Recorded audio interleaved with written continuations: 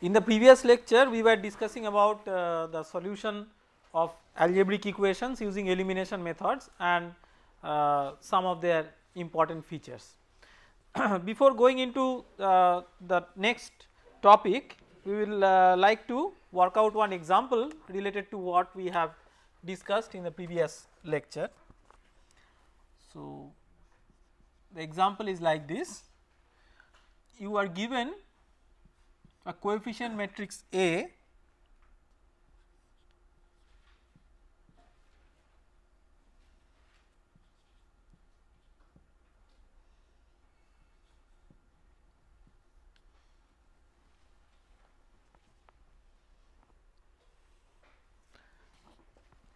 find the condition number of A.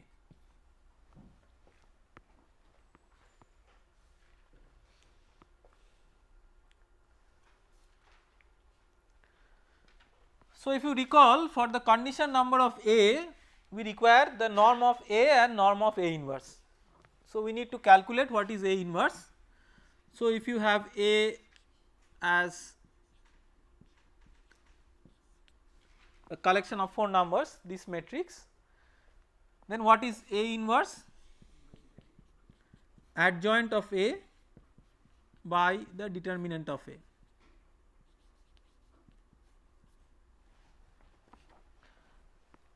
So, for adjoint of A, what you do? First you find out the cofactors corresponding to each. So, that let us do that separately. So, for the first term the cofactor is minus d. So, it is minus 1 to the power I plus j. So, minus 1 to the power, okay. So, only d, right, minus 1 to the power 1 plus 1. So, only d. Then for the next one minus c, then the third one minus b, and the fourth one A. Now what we do? We find out the transpose of these. So, we interchange the rows and the columns. So, we have this as d minus b minus c A by the determinant of A. Okay. So, here what is given? A is 2, B is 1, C is 2 and D is 1.01.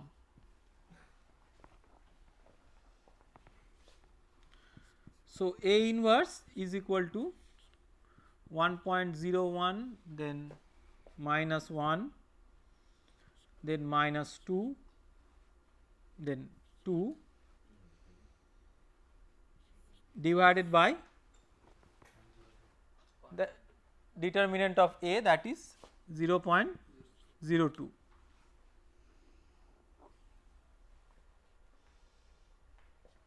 So, if you calculate these terms, this will become 50.05, then minus 50, then minus 100 and 100.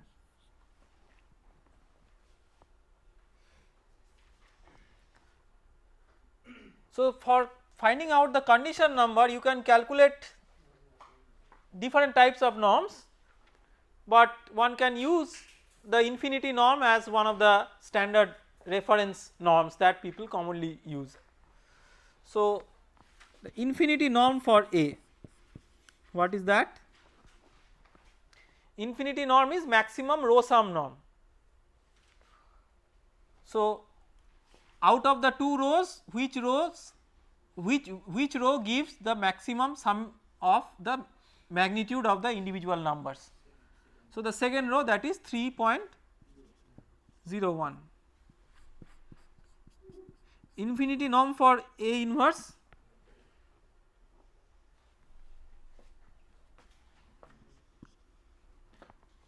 Here also the second row gives the maximum, it is 100 plus 100, that is 200. So the condition number, if you evaluate in terms of the infinity norm,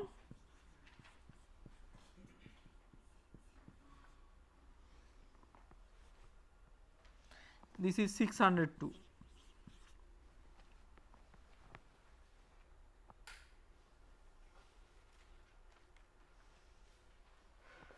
So this is quite large, which means that it is an ill conditioned system.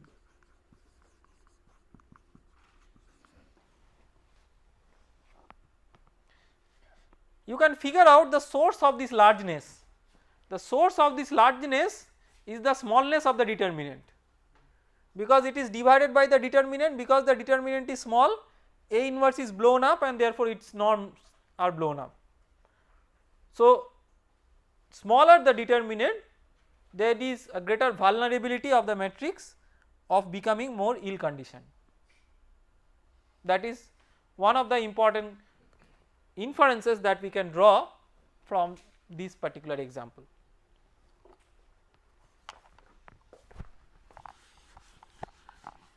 Next we will move on to the iteration methods.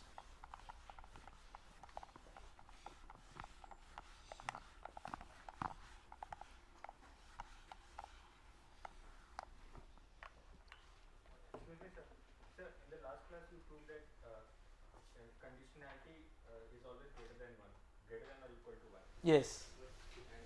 And for what value of so the condition number, what you are saying is that what is the condition number which we can call large?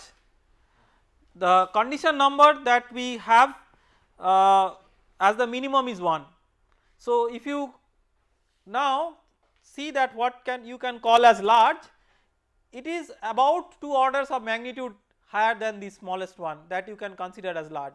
So of course you can have any possible limit as your large number, because the determinant of the matrix can go very close to 0 and therefore 1 by that can become a very large number, but at least 1 or 2 or at least 1 order of magnitude higher sometimes is still okay, 2 orders of magnitude higher is considered to be a large one. So this typically the number that we encountered with, that is typically a large number. Now next we will go on to the iteration methods.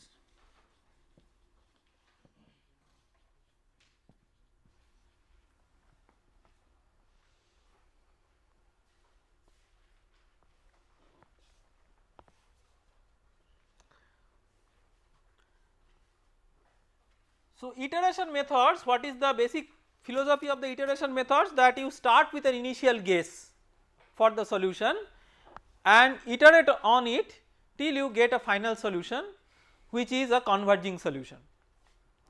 So you expect that the final solution will converge. We will see whether the method itself guarantees whether the final solution will converge or there are certain conditions that need to be fulfilled. So we will go into that subsequently, but let us try to understand the iteration methods through some examples. Let us say that you have the system of equations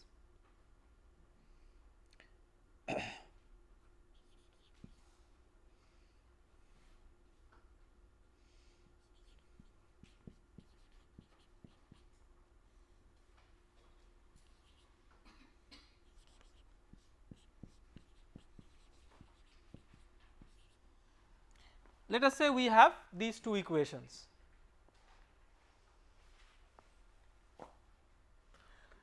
So what we will do is we will write an explicit formula for x1 from equation 1. So x1 is 6 minus x2 by 5 and we will write an explicit formula for x2 from equation 2. So x2 will be 6 minus x1 by 5.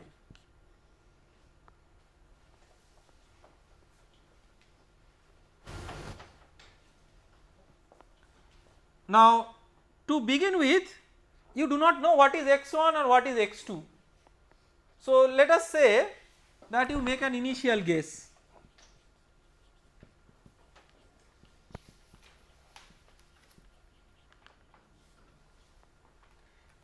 some initial guess, say x1 0 equal to 0 and x2 0 equal to 0. So the superscript indicates the level of iteration, 0 means that is the initial guess.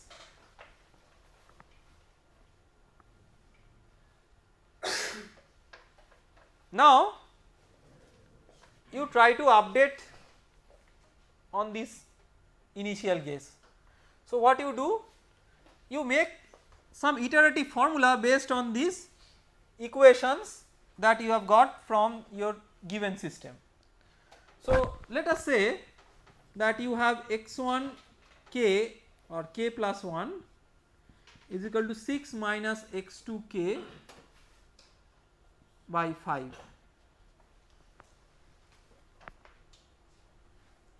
and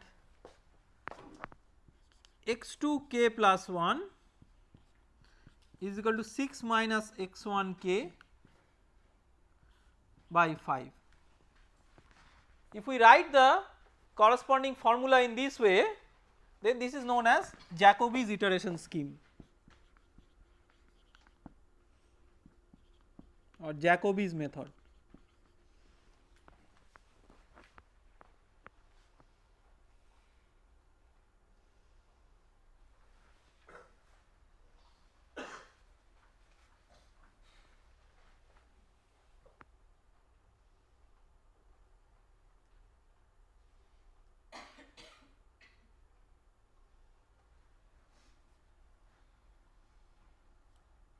So let us find out what is x1 1. So x1 1 is 6 minus x2 0 by 5, so 6 by 5, x2 0 is 0, then x2 1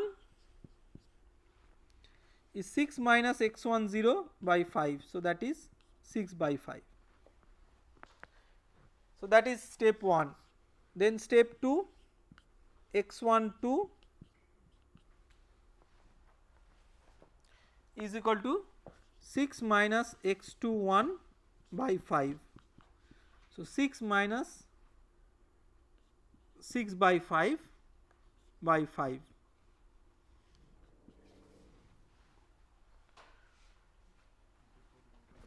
(24 by 25).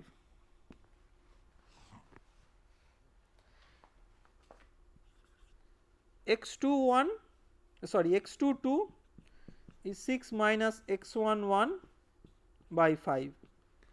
So 6 minus 6 by 5 by 5, that is 24 by 25. In this way, if you do a few steps, you will see that x1 and x2 they are converging to 1 and 1. And when you declare convergence, you declare convergence when the result between the difference in results between the previous step and the present step does not vary substantially. Now what is that substantial? It all depends on the precision that you expect. So if you give a 3 decimal accuracy, 4 decimal accuracy, 5 decimal accuracy, 10 decimal, whatever is the number of decimal accuracy that you yourself specify, if you find that the difference in successive iterations falls within that tolerance, then you accept that as a converged solution. Now what we see in the Jacobi's method is something very interesting, and which is perhaps one of the issues that tends to slow down the method a bit. So when you are calculating x1 k plus 1, you can use x2 k. When you are calculating x2 k plus 1, x1 k plus 1 is already available to you, but you are still using x1 k. You have the opportunity of using that updated x1 which has been calculated just in the previous step. So if you do that, you may have your solution having the information of the more updated iterated value than what was possible if you had used a older value. So if you want to update your iterations at a more fast rate, then you may replace this with x1 k plus 1 instead of x1 k, because x1 k plus 1 is already available. So, if you make this modification to the Jacobi's method, then that is known as Gauss Siedel method.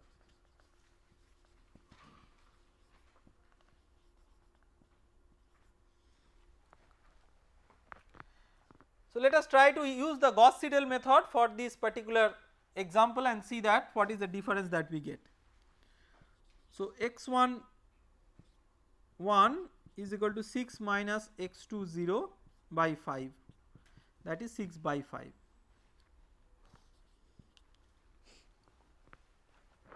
x2 1,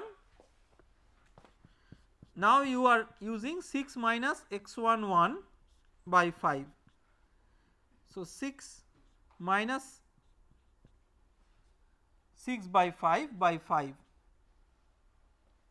So, this is 24 by 25. You can see that what you have got in one more step here, you have already now got it one step before. So, next you calculate one more step just for example. So, x1 2 is equal to 6 minus x2 1 by 5. So, 6 minus 24 by 25 by 5.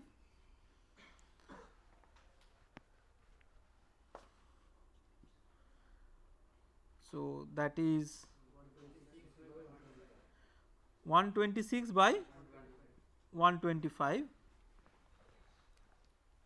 and x 2 2 is equal to 6 minus x 1 2 by 5. So, 6 minus 126 by 125 by 5.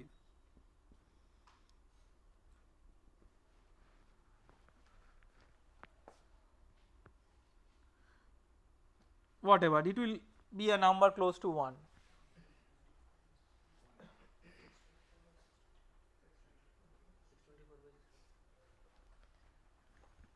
What, 624 by? So, you can see that the numbers in the subsequent steps are going faster close to 1, which is the correct solution. Here also the numbers are converging to 1, but at a much slower rate. Here within 2 steps it is converging much more rapidly towards the solution. So, no matter whether you are using the Jacobi's method or the Gauss Siedel method, you have a hope that you will converge to the solution, and if it does so, the Gauss Siedel will do it in a faster way. Now, we have to understand that we have just a hope, because we have not derived this formula from a very rigorous consideration. So, at this stage we have just a hope that it will converge to the correct solution, but where is the guarantee that it will finally converge to the correct solution? There is no guarantee as such, and we have to establish that what can be the condition which should dictate whether it is expected to converge or not. So, we will try to have a generalized analysis of the Jacobi's method and the Gauss Siedel method.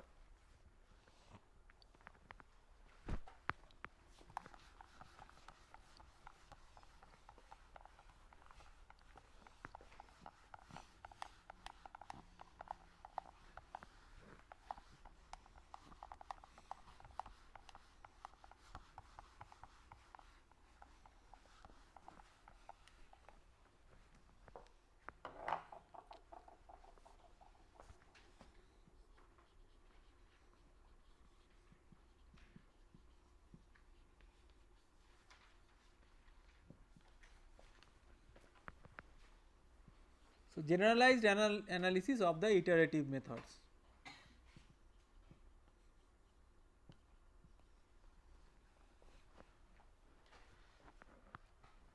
Let us say that we have the system of equations a11 x1 plus a12 x2 plus a13 x3 in this way up to a1n xn is equal to b1. Then A21 x1 plus A22 x2 plus A23 x3 in this way plus A2n xn is equal to B2.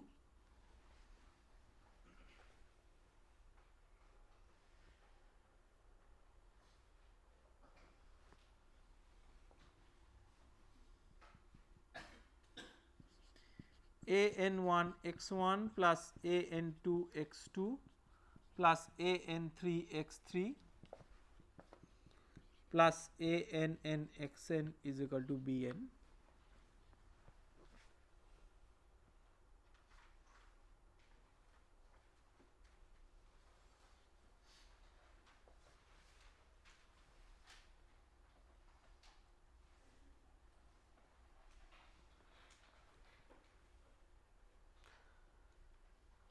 So, let us try to write this particular expression in the matrix form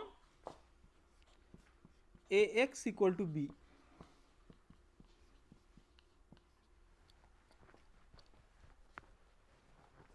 To do that,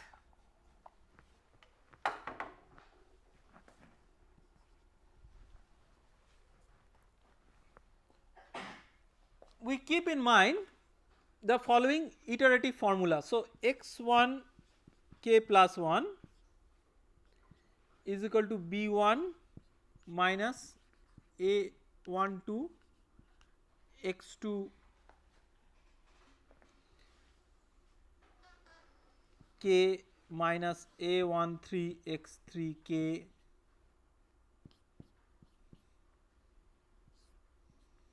in this way A1n xn k divided by A11.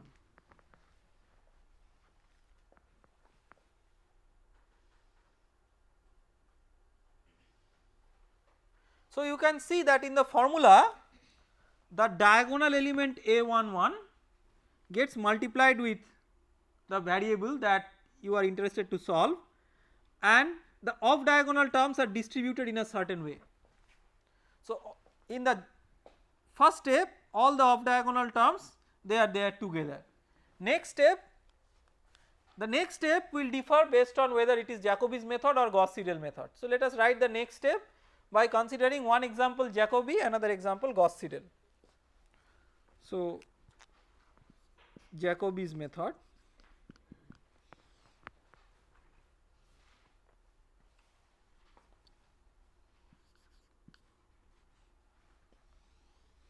x2 k plus 1 is equal to B2 minus A21 x1 minus then plus A23 x3 then in this way plus A2n xn all with k.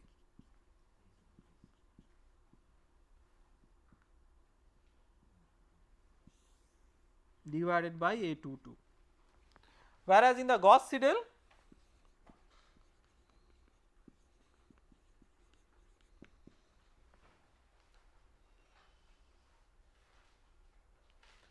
it is x2 k plus 1 is equal to B2 minus A21 x1 k plus 1 and the remaining are with k. So, A23 x3 in this way A2n xn k by A22.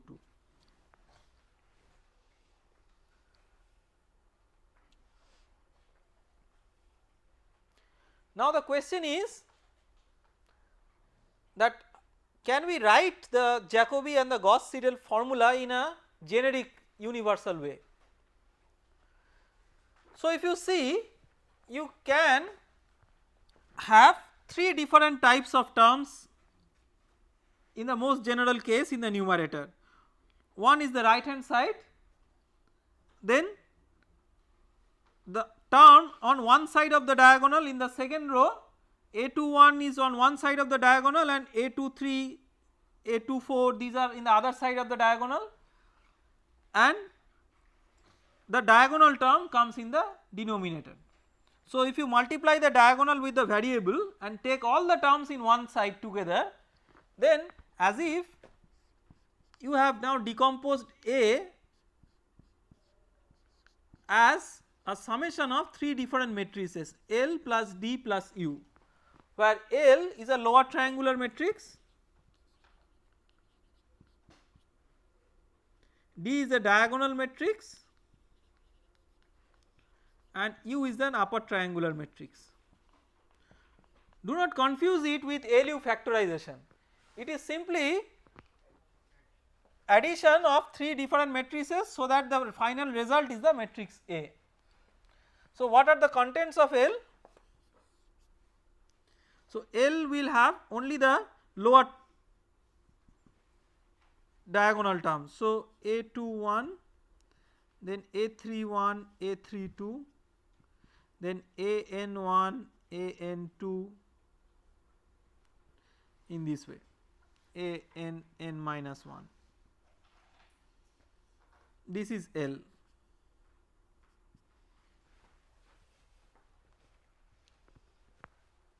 What is D? D is A11, A22, ANN. On it is just a diagonal matrix and zeros on both sides of the diagonal. And what is U?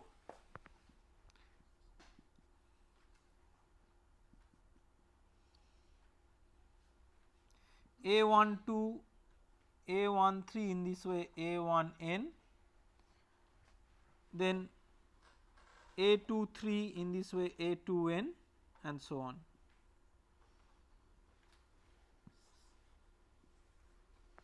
So, if you add L, D and U, you will get the coefficient matrix A. So, let us try to identify that where do we get this L, D and U in the iteration formula. So, where do we get D? It is straightforward. Here in the denominator what is appearing, that is the contribution from D. In the numerator you can see in the Jacobi's formula you have A21, A23 all these. So, this is what?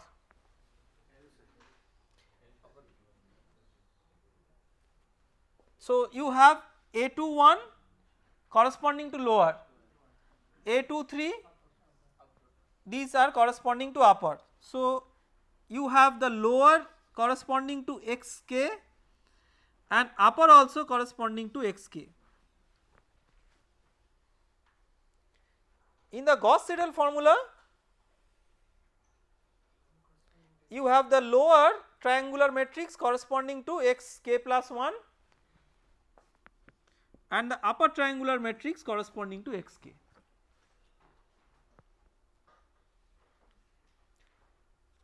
So, let us write the formula in a more abridged manner.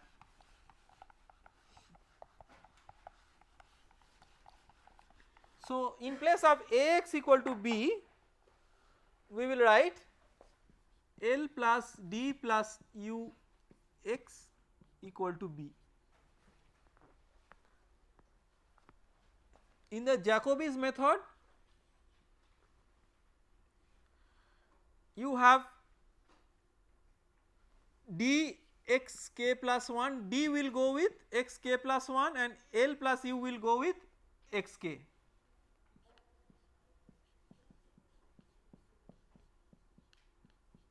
Is equal to B. So, x k plus 1 is equal to minus D inverse L plus U x k plus D inverse B.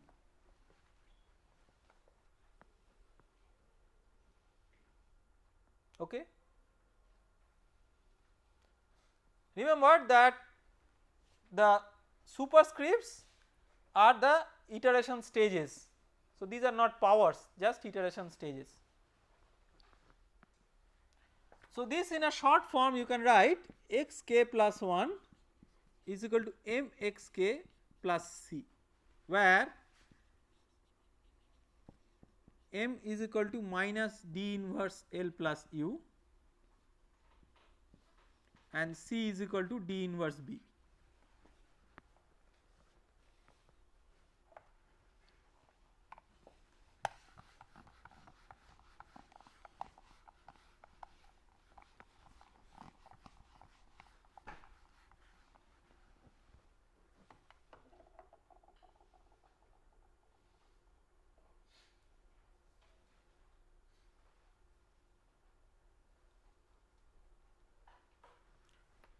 Let us now try to do it for the Gauss Siedel.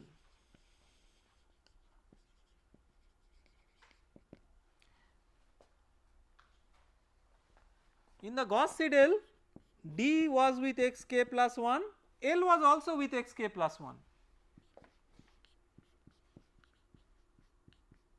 and U was with x k. So, d x k plus 1 is equal to minus L, sorry, d plus L x k plus 1 or L plus d, whatever, L plus d x k plus 1 is equal to minus u x k plus b. This means x k plus 1 is equal to minus L plus d inverse u x k plus L plus d inverse b.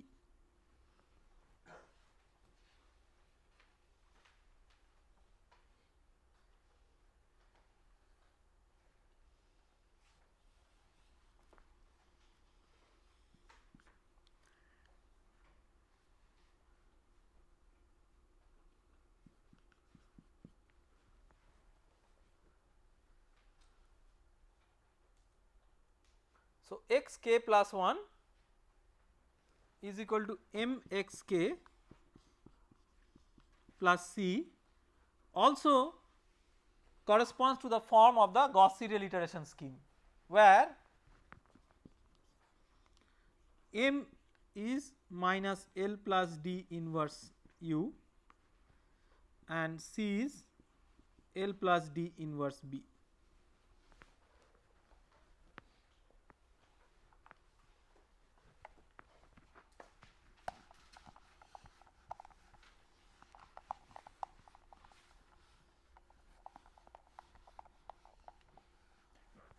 So, why we have done this unification is that now if we want to make an analysis of these methods, then we can make an analysis using the generic form x k plus 1 equal to m x k plus c, where the matrix M just differs from one method to the other, but the generic form remains unaltered. So, what we will do is we will try to make an analysis of these methods accordingly. So, x k plus 1 is equal to m x k plus c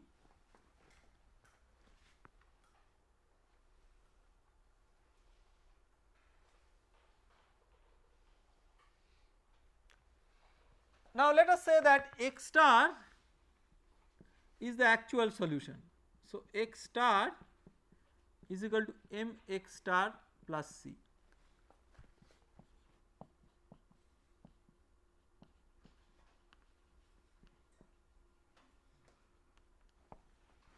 So, actual solution should satisfy the iteration where there is no change in the value of the variable with new iteration, that is when it has converged. So, x k plus 1 and x k both will be x star.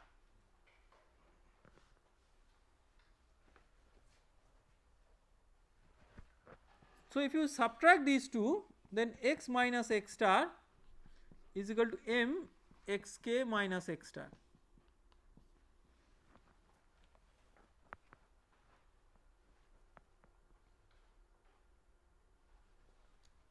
This is x k plus 1.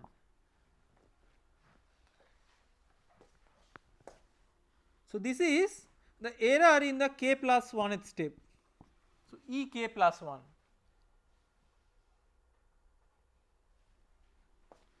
this is equal to m Ek,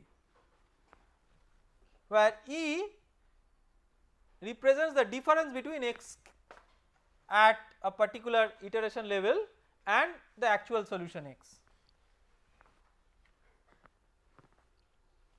So from this we can write certain important points. One point is, we can first write E1 is equal to m E0. So E2 is m E1, that is equal to m square E0. In this way, if you come down, Ek is equal to m to the power k E0. Sorry, yes, Ek is equal to m to the power k E0. E2 is m to the power 2 E0, so Ek is m to the power k E0.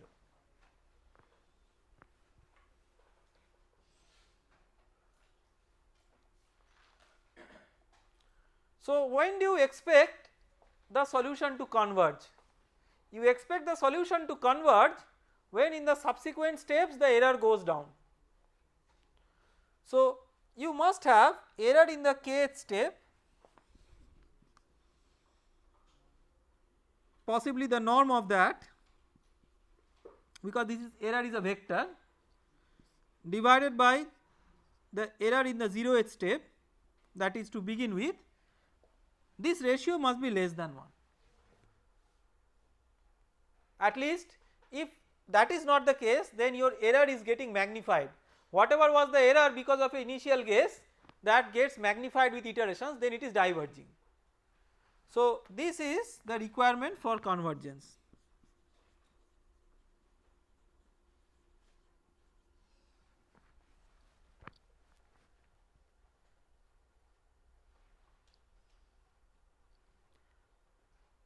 So that will require that the norm of m to the power k must be less than 1. Now it is very difficult to use that as a method of assessment. Why? Because it is not a very computationally inexpensive mechanism to calculate the power of a matrix. So first of all you have to determine the matrix M. Remember, M is not the coefficient matrix A, it is derived from the coefficient matrix, it involves some L, D, U, all this. So M requires some matrix inversion in certain cases. So you can see, for example, if you want to calculate M for the Gauss Siedel method, you require L plus D inverse. So matrix inversion itself is computationally expensive. So from that you find M, find out that to the power k. So to have an estimate of whether it will converge or not, the kind of steps that you need to go through is more than what it deserves for. So the objective now will be to keep this particular inference or conclusion in mind, but based on that try to achieve some more simple way of assessing the possibility of convergence, and that we will try to do in the subsequent steps.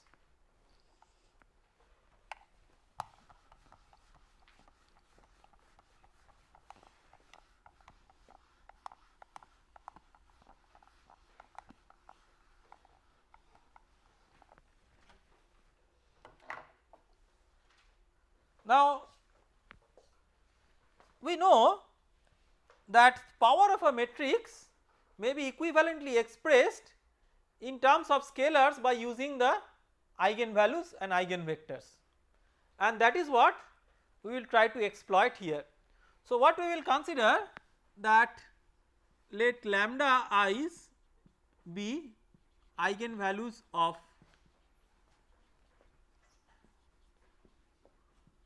M and vi's be the corresponding eigenvectors.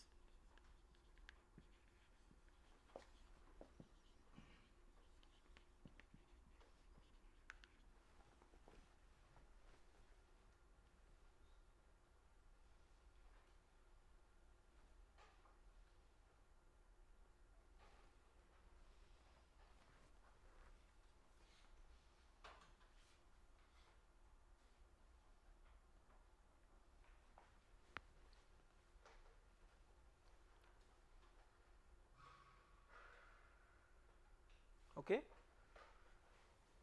Now let us form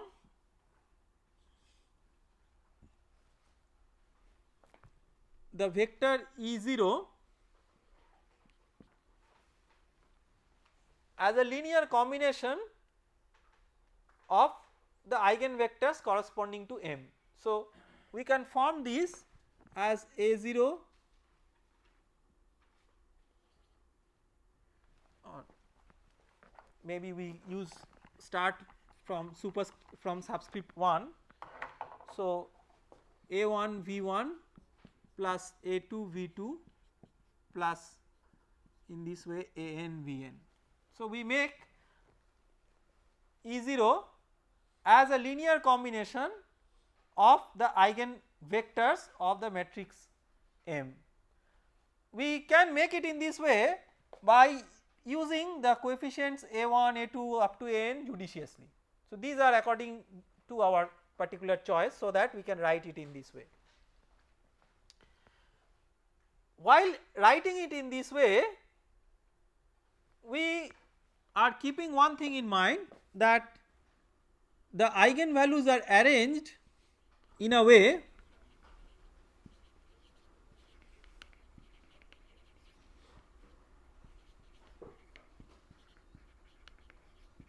that mod of lambda 1 greater than mod of lambda 2 greater than mod of lambda 3 greater than mod of lambda n.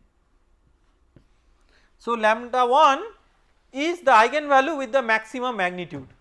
Out of all possible eigenvalues, lambda 1 is the maximum. So we are arranging the eigenvalues in the descending order of magnitude.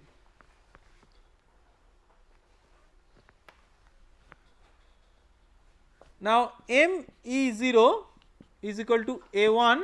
So we are interested to calculate M to the power k E0, because that is Ek. So M E0 is A1 M V1 plus A2 M V2 in this way plus An M Vn.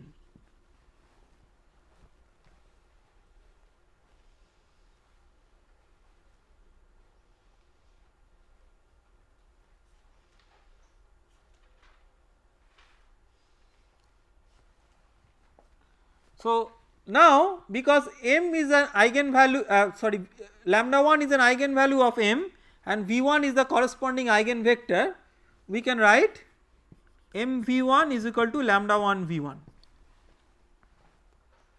because lambda is the eigenvalue and V is the corresponding eigenvector of M. So in place of M V1 we will write lambda 1 V1, in place of M V2 we will write lambda 2 V2, in place of M Vn we will write lambda n Vn. The next step, that into M, so M square E0 is equal to A1 lambda 1 M V1 plus A2 lambda 2 M V2, in this way An lambda n M Vn.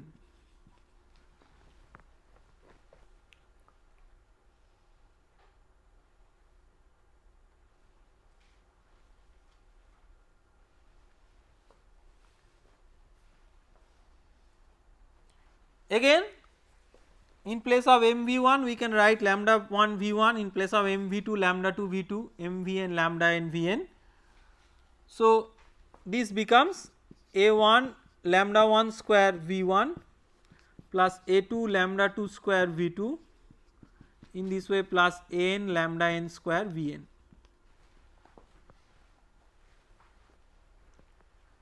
Proceeding in this way, M to the power k E0 is equal to A1 lambda 1 to the power k V1 plus A2 lambda 2 to the power k V2, in this way plus An lambda n to the power k Vn.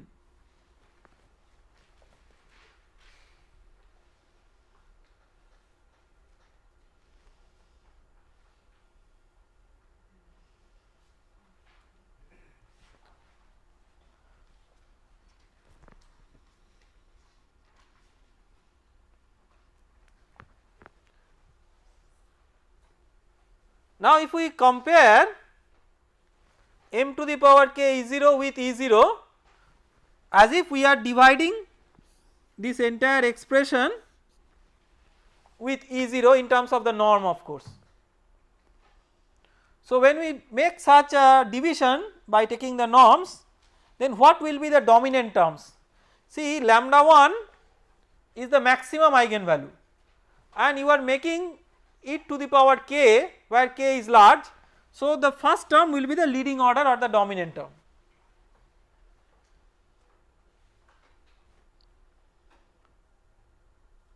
And that you can compare with the leading order term or the dominant term of E0.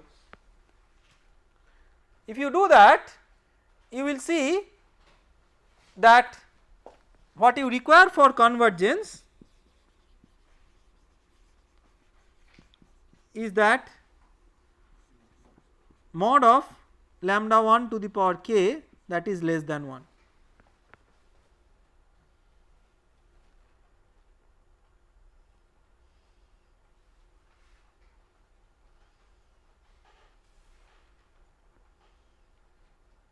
So this is Ek.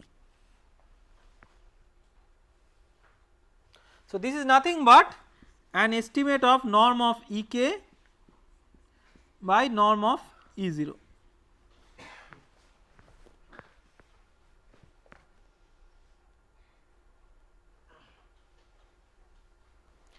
So in other words, that means what you require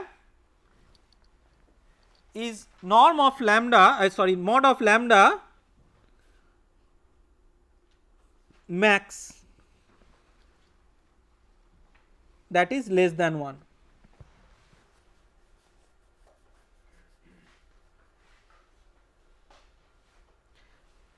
There are certain important things that need to be noted in this context. First of all, this lambda is called as spectral radius or lambda max mod of that, it is called as spectral radius of convergence.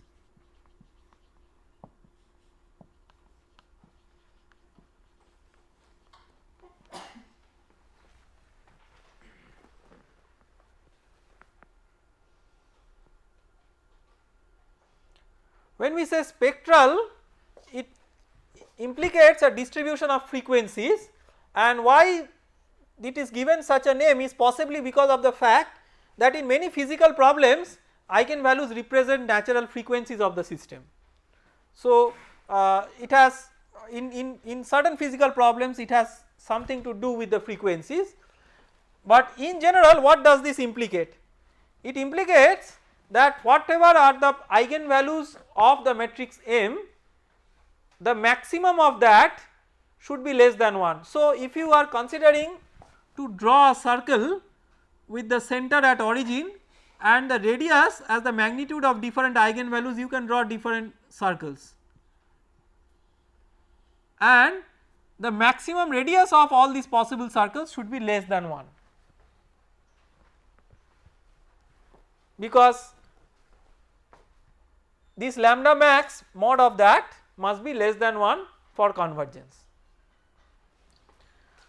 The second important thing is that it is a sufficient condition for convergence.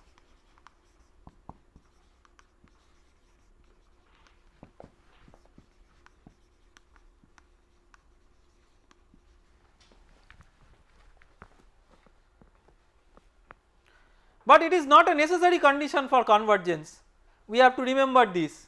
So there is a distinction between necessary and sufficient condition. So if you say that something is a necessary condition for convergence, what does it mean? It means that without satisfying that condition never there will be convergence. But if you say something is sufficient condition for convergence, what do you mean? You mean that if that condition is satisfied, you will definitely have convergence, but you may also have convergence without satisfying that condition. Now in iterative methods there are many ways in which you can achieve convergence without satisfying any consideration. For example, say you are so lucky that your initial guess is the actual solution. So maybe from some source by some intuition or whatever you have guessed the correct solution. So in the iterative method what you do, you substitute your guess in the equation and see whether it is satisfied or not in a systematic way.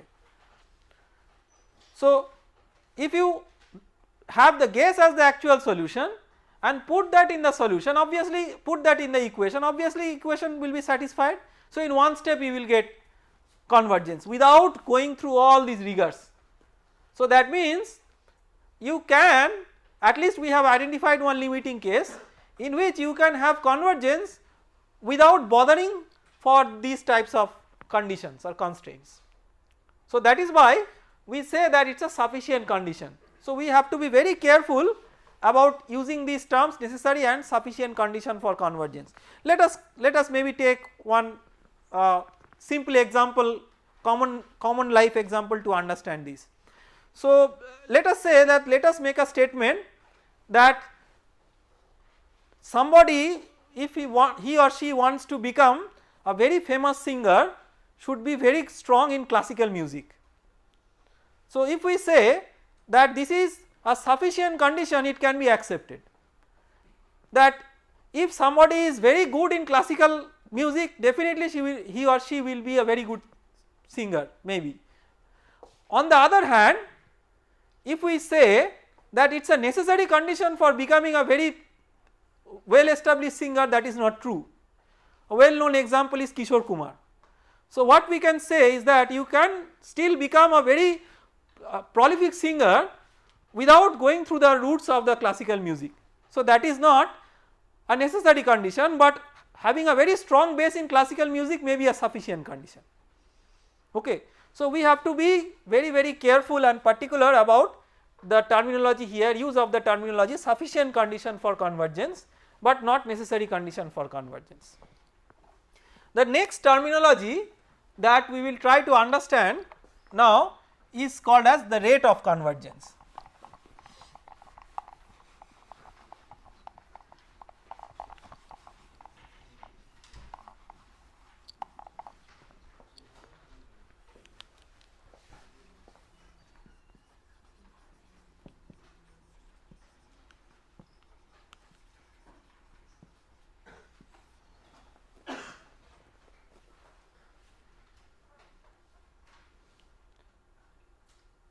So the rate of convergence talks about the following. If we know that it is converging, the next question will come that at what rate it is converging, or in other words how many iterations that may be necessary to achieve the convergence, minimum how many number of iterations that may be necessary. So let us say that we require a m decimal accuracy.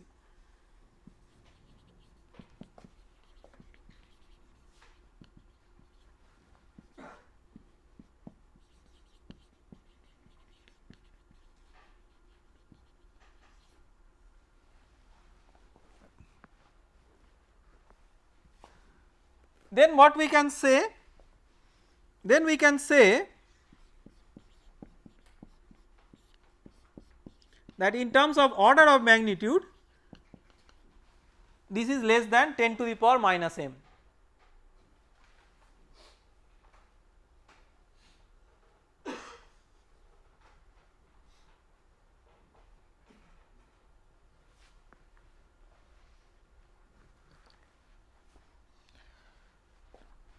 This mod of lambda max, which we call as spectral radius of convergence, this we give a name rho.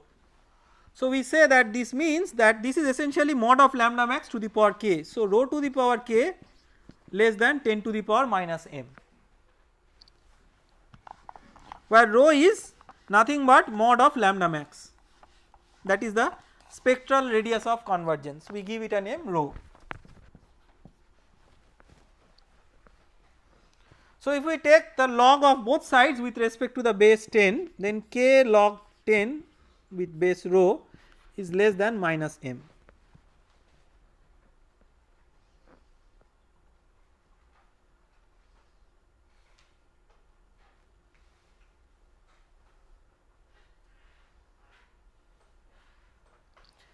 So, we have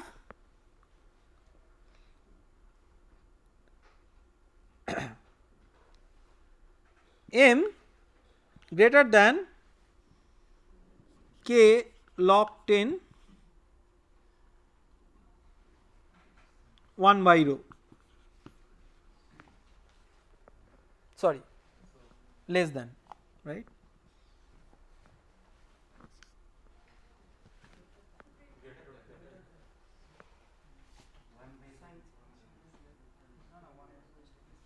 So, what we have done, so we have brought m on this side and this on this side, just check whether this is all right. Then k greater than m by log 10 1 by rho.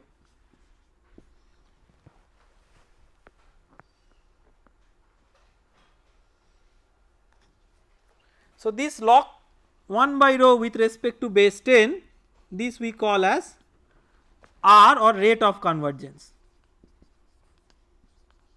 Why we call this as rate of convergence?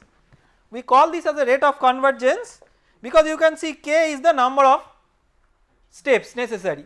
So, more is the rate of convergence, less is the number of steps that becomes necessary to achieve the convergence.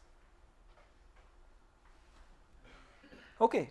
So, we will stop here today, we will take it up from here in the next class and illustrate this through an example. Thank you.